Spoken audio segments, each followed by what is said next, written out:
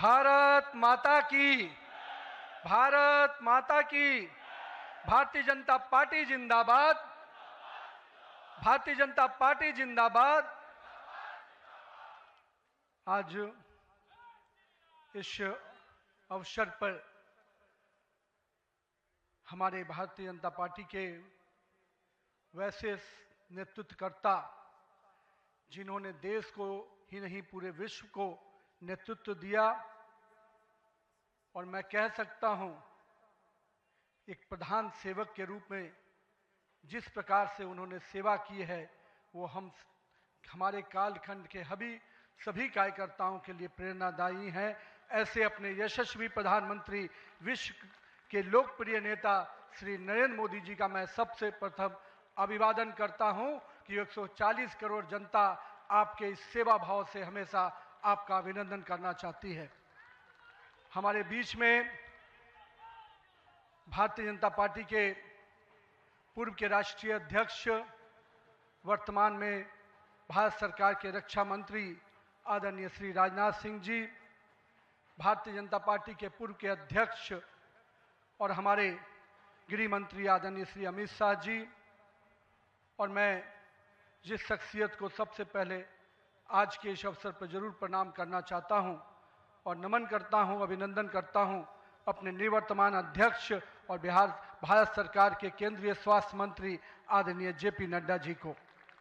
हमारे पूर्व राष्ट्रीय अध्यक्ष और देश में सड़क परिवहन और राज्य मार्ग मंत्री के रूप में अपना अलग छवि बनाने वाले आदरणीय नितिन गडकरी जी, भारतीय जनता पार्टी के सभी संसदीय बोर्ड के सदस्यगण, राष्ट्रीय संगठन महामंत्री बीएल संतोष जी, और जिन्होंने इस पूरी चुनाव प्रक्रिया को और हम कह सकते इस संगठन पर्व को नेतृत्व दिया, वैसे अपने के लक्ष्मण जी, सभी राज्यों के माननीय मुख्यमंत्रीगण, हमारे सभी केंद्रीय मंत्रीगण, माननीय उप मुख्यमंत्रीगण, भारतीय जनता पार्टी के सभी राष्ट्रीय पदाधिकारीगण, सभी प्रदेशों से आए हुए हमारे माननीय प्रदेश अध्यक्षगण, माननीय संगठन महामंत्रीगण और हमारे सभी इस राष्ट्रीय परिषद के जो हमारे नुमाइंदे प्रतिनिधि यहाँ उपस्थित हुए हैं, मैं उन सभी का अभिनंदन करता हूँ और साथ ही साथ देश भर के सभी कार्यकर्ताओं को और यहाँ पर उपस्थित सभी कार्यकर्ता भाइयों को भी बहुत बहुत अभिनंदन और धन्यवाद करता हूँ। आज मैं सर्वप्रथम हृदय की गहराइयों से आप सबका आभार व्यक्त करता हूं जो हमारे मंच पर शीर्ष पर बैठे हैं, हमारा शीर्ष नेतृत्व और यहाँ पर बैठा हुआ पार्टी का वैसा नेतृत्व जिसने हर बूथ तक भाजपा के विस्तार में योगदान दिया है। आपने मुझ जैसे सामान्य कार्यकर्ता को पार्टी का इस सर्वोच्च पद तक पहुंचाने का अवसर दिया है, मैं इसके लिए आप सभी को प्रणाम करता हूं।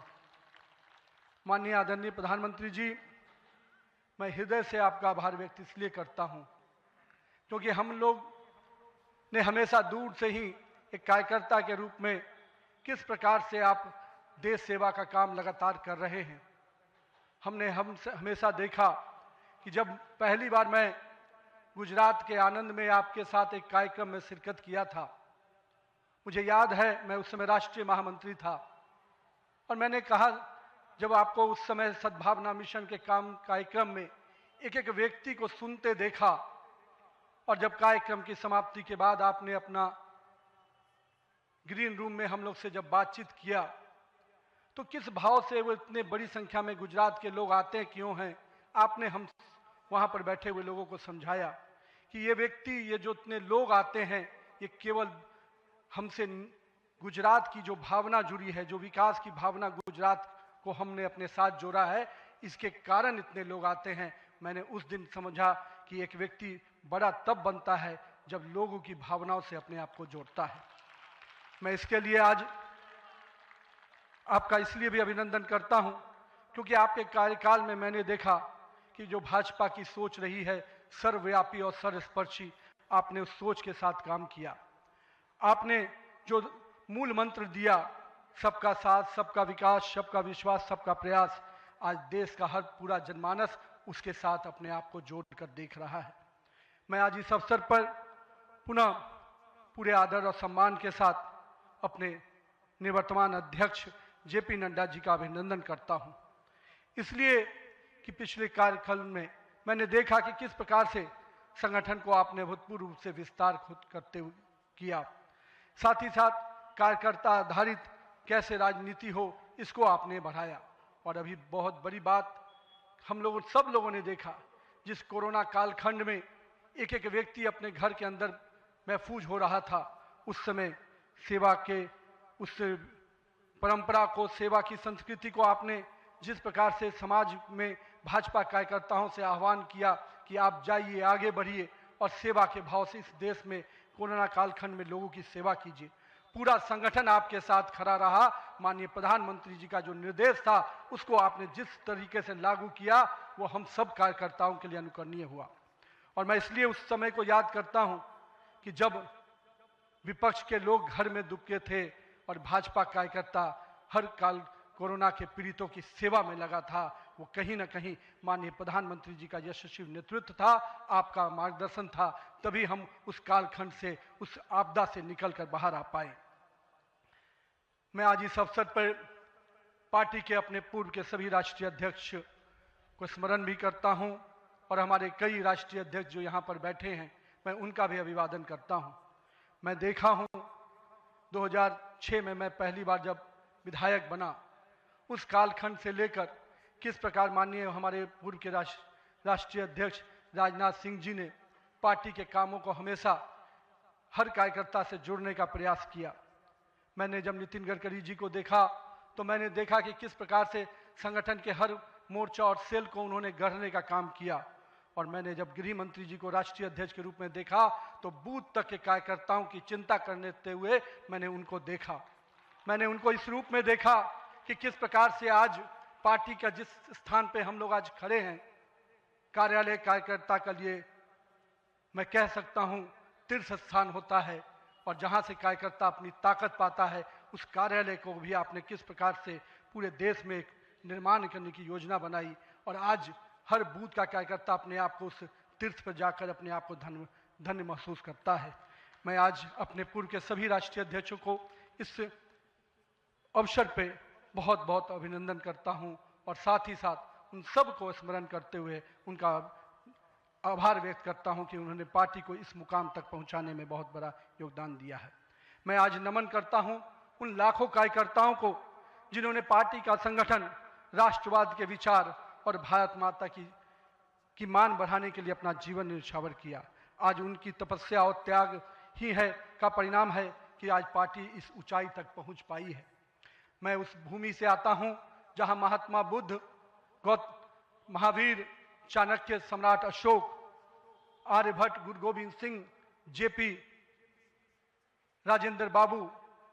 और जननायक कर्पूरी ठाकुर की वो भूमि को भी मैं नमन करता हूं, उस पाटलिपुत्रा की भूमि को भी नमन करता हूं। साथ ही साथ इस अवसर पे मैं अपने माता और पिता को भी निश्चित रूप से स्मरण करते हुए उनको नमन करता हूं, क्योंकि कहीं ना कहीं आज मेरे व्यक्तित्व में किसी एक शख्सियत का मैं मानता हूं तो निश्चित रूप से मेरे माता पिता का संस्कार, पार्टी का विचार और कहीं ना कहीं मेरे बड़ों का मार्गदर्शन मुझे यहाँ तक पहुँचाया है और मेरे कार्यकर्ताओं का स्नेह मुझे यहाँ पर पहुँचाया है। आज के दिन मैं अपने क्षेत्र की जनता को भी प्रणाम करता हूँ, जिसने मुझे एक विधायक के रूप में चुना जरूर, पर संगठन ने मुझे जिस प्रकार से गढ़ने का काम किया, आज मैं इसी कारण से उस जनता के आशीर्वाद और पार्टी के मार्गदर्शन के कारण यहाँ तक पहुँच पाया हूँ। आज का क्षण मेरे लिए संकल्प का क्षण है। आज सिर्फ एक पद को धारण नहीं कर रहा हूँ, मैं पार्टी के इस विचार को, परंपराओं को, एक राष्ट्रवादी आंदोलन की जिम्मेदारी को स्वीकार कर रहा हूँ। और मैं इस अवसर पर साथ अपने सभी वरिष्ठ कार्यकर्ताओं को भी प्रणाम करता हूँ। साथियों, हम लोगों ने देखा है श्यामा प्रसाद मुखर्जी जी का प्रखर राष्ट्रवाद किस प्रकार से हमारे हर कार्यकर्ताओं के मन में बसा हुआ है। पंडित दीनदयाल जी के उपाध्याय के अंत्योदय और माननीय स्वर्गीय अपने सदैव भारत रत्न अटल बिहारी वाजपेयी जी का सुशासन की राजनीति, आज माननीय प्रधानमंत्री जी उसको आत्मसात करते हुए विकसित भारत की परिकल्पना हम सबके सामने रखी है। और आज 140 करोड़ भारतवासी अपने आप को इस विकसित भारत के सपने के साथ जोड़कर देश को आगे बढ़ाने में लगा है। मैं इसके लिए तहे दिल से माननीय प्रधानमंत्री जी का आभार व्यक्त करता हूँ। अभी माननीय प्रधानमंत्री जी अपने संबोधन में बता रहे थे किस प्रकार से अंत्योदय की योजनाओं को उन्होंने नीचे उतारा है। जल जीवन मिशन ही नहीं, हम महिलाओं को 11 करोड़ शौचालय की योजना को भी याद करना चाहेंगे। किस प्रकार से महिलाओं का सम्मान बढ़ा, 13 करोड़ 4 करोड़ लोगों को पक्के मकान मिले, 42 करोड़ लोगों को आयुष्मान भारत, 56 करोड़ लोगों के जनधन खाते खुले। मुझे आज भी याद है जब जनधन खाता खोलाने की बात हो रही थी तो कई लोग देश में, जब हम भाजपा के लोग इसको आगे बढ़ा रहे थे तो लोग हमारा मजाक उड़ा रहे थे। पर मैं आज भी मानता हूं गरीब के खाते में अगर 1 रुपया दिल्ली से चलता है तो 1 रुपया अगर गरीब के खाते में पहुंच पाता है तो ये कहीं ना कहीं उस जनधन खाते का वरदान के रूप में मैं देखता हूं। मैं आज के दिन माननीय प्रधानमंत्री जी के इस सब के साथ और सबके विकास के इस नारे को फलीभूत होता देख रहा हूं। हम लोगों ने लंबे समय से कुछ नारे को, भाजपा के कार्यकर्ता, हमारे जनसंकाल के कार्यकर्ता लगातार कुछ नारे को गढ़ते थे। रामलल्ला हम आएंगे, मंदिर वहीं बनाएंगे, जहां हुए बलिदान मुखर्जी वो कश्मीर हमारा है, एक देश में 2 विधान 2 प्रधान 2 निशान नहीं चलेगा। साथियों, आज भाजपा के कार्यकर्ताओं ने वो कालखंड देखा जब अयोध्या का भव्य राम मंदिर का मार्ग प्रशस्त हुआ। आज जम्मू कश्मीर की जनता ने 370 धारा से मुक्ति का दौर देखा। आज सांस्कृतिक व राष्ट्रवाद की विचारें और मजबूत हो रही हैं। साथियों, मुझे याद है अब वो समय जब हम लोग आज श्रीनगर के लाल चौक पर तिरंगा लहराते देखते हैं तो गर्व की अनुभूति होती है। हमने वो दौर भी देखा था जब पाकिस्तान के झंडे लहरा रहे थे और दिल्ली की सरकार बैठकर मौन बैठी थी उस समय, क्योंकि वो समय हम लोगों ने युवा मोर्चा के कालखंड में काम करने का जब मौका मिला था तो हमने देखा था उस समय जब माननीय प्रधानमंत्री जी उस कालखंड से 370 को समाप्ति किए तो कहीं ना कहीं पूरे कश्मीर की फिजा बदली है और आज कश्मीर का लाल चौक तिरंगे से लहराया नहाया नजर आता है। ये परिवर्तन हमारे देश में आया है। साथियों, हम भारतीय जनता पार्टी के उस समान राजनीतिक दल नहीं जिसके लिए हम काम करते हैं, हम उस विचार के साथ काम करते हैं जिस विचार से हम राजनीतिक अभिव्यक्ति के साथ साथ उस नारे के साथ काम करते हैं जहां राष्ट्र प्रथम के नारे, नेशन फर्स्ट, पार्टी नेक्स्ट और सेल्फ लास्ट। माननीय प्रधानमंत्री जी ने इस नारे के साथ हम लोग को जोड़ा है, हमारे नेतृत्वकर्ता ने हमें जोड़ा है और हम सब के लिए ये प्राथमिकता होनी चाहिए कि हम राष्ट्र के आगे रखकर ही अपने कामों को आगे बढ़ाएं। साथियों, हम अपने नेतृत्वकर्ता के संघर्ष और बलिदान से सीखने की आवश्यकता है। ये हम वैसे राजनीतिक दल के लोग हैं जहां राजनीतिक सत्ता नहीं साधना है, राजनीतिक भोग नहीं त्याग है, राजनीतिक ऐशो आराम नहीं तपस्या है, राजनीतिक कोई पदभार नहीं उत्तरदायित्व है। तो आइए हम सब कार्यकर्ता इस संकल्प के साथ अपने नेतृत्वकर्ता के इस परिश्रम और पुरुषार्थ के साथ अपने आप को जोड़े। मेरे प्रिय कार्यकर्ता साथियों, यदि भाजपा आज विश्व की सबसे बड़ी राजनीतिक दल बनी है तो इसका मुख्य कारण हमारा प्रेरणादायी नेतृत्व है, हमारा विचारधारा है और हमारे लाखों कार्यकर्ताओं का मेहनत है। वो कार्यकर्ता जो बिना फोकस में आए अनवरत काम करता है, वो कार्यकर्ता जो कठिन से कठिन परिस्थिति में भी भारत का ध्वज झुकने नहीं देता है, वो कार्यकर्ता जो सीना ठोक के कहता है तेरा वैभव अमर रहे मां, हम दिन 4 रहे न रहे। आइए इस भारत की कल्पना को जो माननीय प्रधानमंत्री नरेंद्र मोदी के नेतृत्व में लगातार हम आगे बढ़ रहे हैं, आज हम भी उस परिकल्पना के साथ अपने आप को जोड़ें। हमारे नेताओं कार्यकर्ताओं का परिश्रम ही है जो आज हम यहाँ तक पहुँचे हैं, लेकिन वर्तमान पीढ़ी को भी अपने हिस्से का त्याग, तपस्या और पुरुषार्थ करना होगा, क्योंकि विकसित भारत के अगर संकल्प को सिद्धि तक पहुंचाना है, एक ऐसा भारत जहां समृद्धि भी हो, सशक्त भी हो, समरस भी हो, आत्मनिर्भर भी हो, तो हमारे कालखंड के कार्यकर्ताओं को भी अपने हिस्से का पुरुषार्थ, त्याग और तपस्या करना पड़ेगा। साथियों, हमारे प्रधानमंत्री जी ने हमेशा अलग अलग समूहों की बात की। अमृतकाल के लिए 4 समूहों की जो बात की, उसमें युवा, महिला, किसान और गरीब है। हमें अब इन नई पहचानों के साथ आगे बढ़ना है, तभी हम आधुनिक, प्रगतिशील और विकसित भारत की कल्पना को साकार कर पाएंगे। आज 15 अगस्त 2024 के दिन जब माननीय प्रधानमंत्री जी ने आज भी उसकी चर्चा की और 15 अगस्त 2024 को जब लाल किले की प्राचीर से माननीय प्रधानमंत्री जी ने युवाओं को सार्वजनिक जीवन में आने का आह्वान किया, तो मैं देश के युवाओं से कहना चाहूँगा, राजनीति से दूरी समाधान नहीं, सक्रिय भागीदारी ही समाधान है। आइए एक सकारात्मक राजनीति के लिए युवाओं को आगे आने की आवश्यकता है। लेकिन साथ ही साथ मैं युवा साथियों से कहूंगा, मेरे भाइयों, राजनीति शॉर्टकट नहीं है, राजनीति 100 मीटर का रेस नहीं है, राजनीति लॉन्ग मैराथन है जहां स्पीड का नहीं स्टेमिना का टेस्ट होगा। तो आइए राजनीति के इस पिच पर हम अपनी जड़ों को मजबूत कर कर काम करें। और भारतीय जनता पार्टी का वॉच टावर तो बहुत स्ट्रांग होता है मित्रों, इसलिए आप अपने बूथ में निरंतर रूप से काम करते रहिए, अपने मंडल में काम करते रहिए। भाजपा का वॉच टावर, भाजपा का केंद्रीय नेतृत्व इतना मजबूती तरीके से हर पारी से नजर रखता है, कहीं ना कहीं आपको भी उस मुकाम तक पहुंचाएगा। साथियों,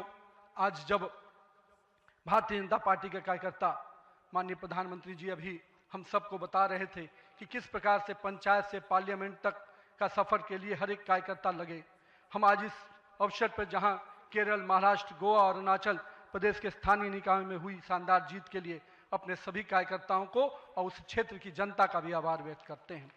लेकिन मित्रों, अगर पंचायत से पार्लियामेंट का सफर तय करना है और लगातार हर जगह पर भारतीय जनता पार्टी का परचम लहराना है, तो हमको अपने समय के लिए पूरा मेहनत और परिश्रम की पराकाष्ठा करनी होगी। चूंकि अगर 2047 का विकसित भारत बनाना है तो हमको भी अपने पूरे मेहनत और परिश्रम के साथ उसमें जुड़ना होगा। साथियों, हाल में हमने देखा किस प्रकार से तमिलनाडु के एक पहाड़ी के पवित्र कार्तिकेय दीपम को रोकने का प्रयास विपक्षी दलों के द्वारा किया गया। यह नहीं है कि इसे रोकने के लिए विपक्ष के लोगों ने साजिश नहीं की। हमें याद है, हम लोग अभी हाल में देख रहे थे किस प्रकार से न्यायाधीश के विरुद्ध भी महाभियोग लाने का प्रयास किया गया। आज हम जब सोमनाथ की बात करते हैं और स्वाभिमान पर्व मनाने की प्रयास करते हैं तो विपक्षी दलों के लोगों को तकलीफ होती है। हमारा मानना है कि इस तरह की परंपराओं को रोकने वाली ताकतों को परास्त करने की आवश्यकता है। राम सेतु के अस्तित्व को नकारने वाले, कार्तिकेय दीपम का विरोध करने वाली ताकतों को भारत की राजनीति में अब कोई स्थान नहीं मिल सकता, ऐसा हमें प्रयास करना है। साथियों, अगले कुछ महीने में तमिलनाडु, असम, बंगाल, केरल और पुडुचेरी में चुनाव होने जा रहा है और वहां की डेमोग्राफी की पूरी चर्चा हो रही है। किस प्रकार से बदले हुए डेमोग्राफी में वहां चीजें बदल रही हैं और हमारे लिए अपने आप में एक चुनौती है। लेकिन हम पूरी तरह से आश्वस्त हैं कि भाजपा का कार्यकर्ता अपने संघर्ष और परिश्रम के बल पर इन 5 राज्यों में सशक्त भाजपा का नेतृत्व प्रदान करने जाएगा। और हम हमेशा विश्वास करते हैं कि हमें अपनी आस्थाओं के केंद्र के लिए और सनातन परंपराओं को केंद्र को बचाने की लड़ाई अगर लड़नी है तो निश्चित रूप से अपने देश को सुरक्षित रखने की लड़ाई लड़नी है तो इन 5 राज्यों में हमें एक मजबूत ताकत बन के आना है। आज हमारे राष्ट्र की चेतना का उद्घोष का समय वंदे मातरम का 150वीं वर्षगांठ मना रहे हैं। वंदे मातरम का स्मरण आते ही मन में ऊर्जा और उत्साह बढ़ जाता है। हमें पूरा ध्यान में है कि एक एक व्यक्ति जब वंदे मातरम का जय घोष करता है तो उसके अंदर से जो ऊर्जा आती है वही ऊर्जा इस देश को आगे बढ़ाने में काम आती है। तो आइए हम सबको मिलकर 150वीं वर्षगांठ को हर जन जन तक पहुंचाएं, हर युवा तक पहुंचाएं, हर महिला तक पहुंचाएं, क्योंकि वंदे मातरम हमारे अंदर का वो विश्वास है जो इस देश के विकास के साथ जुड़ेगा। सत्ता को सेवा का माध्यम बनाते हुए माननीय प्रधानमंत्री जी ने पिछले 25 वर्षों में जिस प्रकार से सरकार के मुखिया के रूप में गुजरात में और अब देश के प्रधानमंत्री के रूप में भारत के विकास में लगातार अब काम कर रहे हैं, निश्चित रूप से आपका प्रेरणादायी नेतृत्व हम जैसे नए कार्यकर्ताओं के लिए, हम जैसे पार्टी के कार्यकर्ताओं के लिए एक मापदंड है जिसको हम लोग निश्चित रूप से आपसे सीखते हैं। और मैं तो कहूँगा कि जिस सुशासन को मॉडल को आपने पूरे देश और विश्व में स्थापित किया है, अन्य सभी राज्य सरकारों को भी उस मॉडल के साथ काम करना चाहिए, तभी हम विकास के सही मापदंड को अंतिम व्यक्ति तक पहुंचा पाएंगे। आइए हम सब मिलकर विकसित भारत के संकल्प को पूरा करने की भागीदारी सुनिश्चित करें। एक शक्तिशाली गतिमान संगठन के साथ राष्ट्र निर्माण की इस यात्रा को नई ऊंचाइयों तक लेके चले। भारत माता की जय।